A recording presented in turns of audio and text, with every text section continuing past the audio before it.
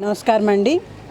ఈరోజు 52వ డివిజన్లో 20 మరియు 21 బూతుల్లో గడప గడపకు వెళ్ళి తెలుగుదేశం సైకిల్ గుర్తుకి ఓటేయమని, ఎమ్మెల్యేగా పొంగూరు నారాయణ గారిని గెలిపించమని, ఎంపీ అభ్యర్థిగా వేమిరెడ్డి ప్రభాకర్ రెడ్డి గారిని సపోర్ట్ చేయమని చెప్పి ప్రతి ఒక్కరిని కోరుతూ ముందుకు వెళ్ళటం జరుగుతుంది. ప్రజల దగ్గర నుంచి విశేషమైన స్పందన ఉంది. వారు రెండింటిని అబ్జర్వ్ చేస్తూ ఉన్నారు. రెండు విషయాలు ప్రతి ఒక వ్యక్తికి కానీ, ఒక కుటుంబానికి కానీ, లేకుండా ఉంటే ఎవరికైనాను రెండు సైమల్టేనియస్గా కావాలి. ఒకటి సంక్షేమ పథకాలు, ఇంకొకటి అభివృద్ధి. ఈ రెండు ఖచ్చితంగా తెలుగుదేశం ప్రభుత్వంలో జరుగుతాయి అని నమ్మకం వాళ్ళకి ఖచ్చితంగా ఉంది.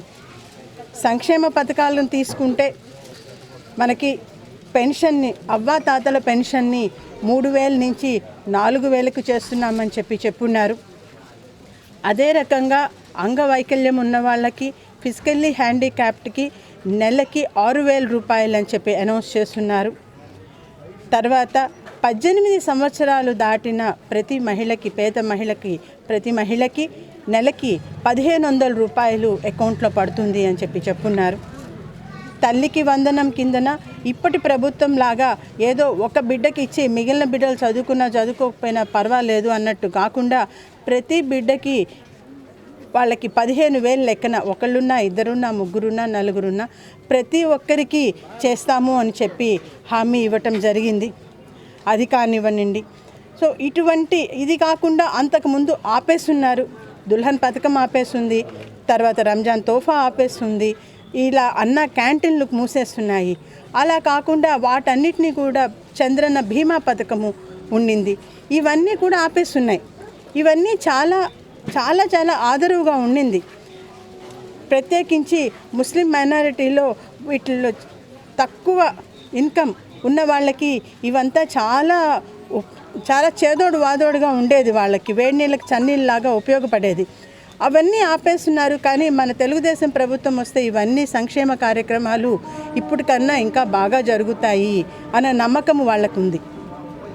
అదే రకంగా అభివృద్ధి తీసుకుంటే నెల్లూరు గత ఎప్పట్లో జరగని విధంగా అంతకుముందు ఏ సంవత్సరంలో ఎంత కాలం నుంచి తీసుకున్నా కూడాను ఏ కాలం నుంచి జరగని విధంగా 2014-19 మధ్యలో నారాయణ గారు మినిస్టర్గా ఉన్నప్పుడు నెల్లూరులో జరిగిన అభివృద్ధి ఇంకా ఎప్పటికీ జరగలేదు. అప్పటి వరకు ఎండ్ టు ఎండ్ రోడ్స్ కానివ్వండి, పార్క్స్ కానివ్వండి, ఏదైనా హిట్కో హౌసెస్ కానివ్వండి, ఏదైనా కానివ్వండి, LED లైట్స్ కానివ్వండి, తర్వాత PNM స్కూల్లో జూనియర్ కాలేజీని సపరేట్గా గర్ల్స్కి ఎస్టాబ్లిష్ చేయటం కానివ్వండి, ఏ రకంగా చూసుకున్నా కూడాను అభివృద్ధి అంటే నారాయణ అంటే అభివృద్ధి అని ఒక బ్రాండ్ మార్క్, ట్రేడ్ మార్క్ అంటాం కదా, అలా ఒక బ్రాండ్ లాగా ప్రతి ఒక్కళ్ళ మనసులో నిలిచిపోయేటట్టుగా ఉంది.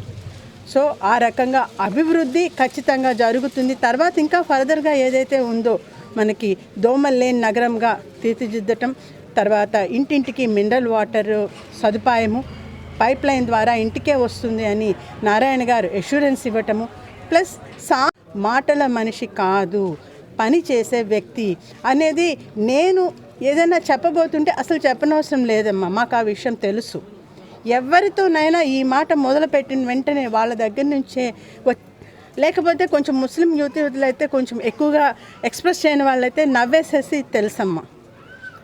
ఇవే ఎక్స్ప్రెషన్స్. సో ప్రతి ఒక్కళ్ళు అదైతే ఖచ్చితంగా మేము సార్ చేస్తాను అన్నారు అంటే ఖచ్చితంగా చేస్తారు అని, అభివృద్ధి గురించి సార్ ఖచ్చితంగా చేస్తారు.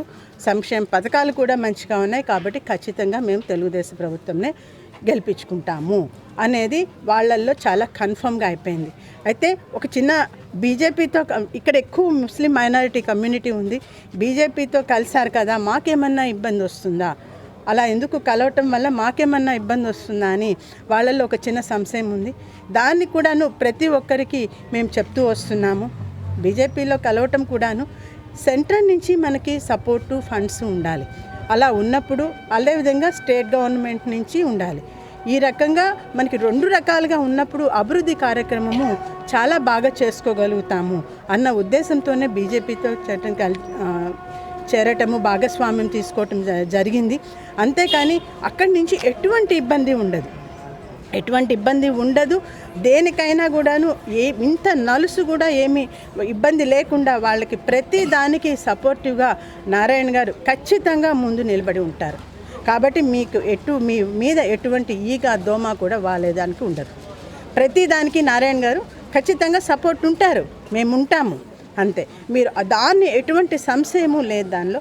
కాబట్టి ప్రతి ఒక్కళ్ళు అభివృద్ధికి సంక్షేమానికి పెద్దపీట వేసిన తెలుగుదేశాన్ని ఖచ్చితంగా గెలిపించుకుంటాము అని చెప్పి వాళ్ళ వైపు నుంచి అష్యూరెన్స్ ఇస్తున్నారు. వాళ్ళ మనసులో ఇంత సుస్థిరమైన నమ్మకాన్ని చోటుని ఇచ్చిన ప్రజలందరికీ నా ధన్యవాదాలు.